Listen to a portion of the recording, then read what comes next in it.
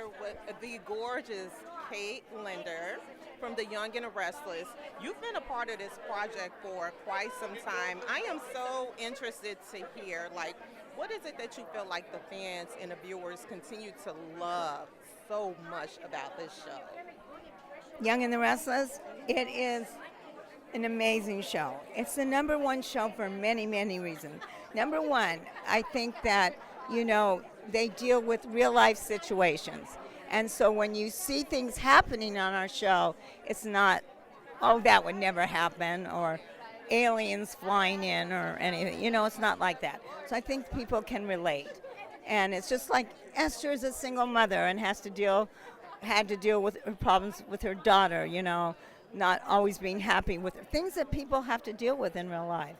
So, and I think another reason is that you really don't see a revolving door on our show. It's more, when you tune in and you want to see someone, you're going to see them. I mean, I'm so fortunate. I've been there 42 years and counting.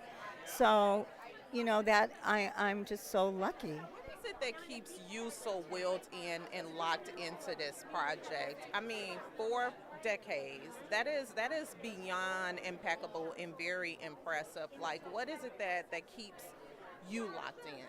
Well, I think it's mainly because, it's like when you wake up in the morning, you don't know what's going to happen. You think you know what's going to happen, but actually you don't. And it's just like that with this. I don't really know what's going to happen, and then until I get the script and I go, I'm going to do what?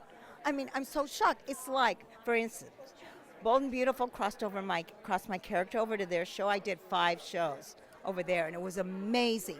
So there I was. Bill Bell, my boss, Bill and Lee Bell, had created Esther Valentine, and then their son, Bradley, crossed me over to his show, and I will never forget that. It was a huge, huge honor for me, and that's something I had no idea. I mean, it had never happened before. And when they called and said, well, we want to do this, I went, Has there ever been a time that you read the script and you were like, no, I'm against this. Like, let's take a different direction. Like, when it comes to that aspect of your role, like, how much say do you have in kind of tweaking things? well, our writers are amazing. And and look at what all they have to do. They write every day. And it's my job to bring their words to life. That's my job. It's not my job to tell them how to write my character. I mean, I have never had something where I said, no, absolutely not.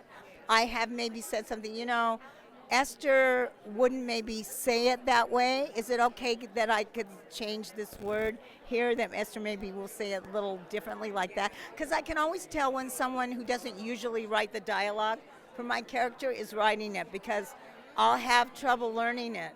And I'll go, why am I having trouble learning this? And then I look at, because this person doesn't normally write my character. So what does it take for you, before I let you go, to pivot when that happens? When you come across the scripts and the writing energy being totally different for your role, like, what does it take from you to basically reroute and pivot to perfect your craft? And say, is it okay if Esther says it this way?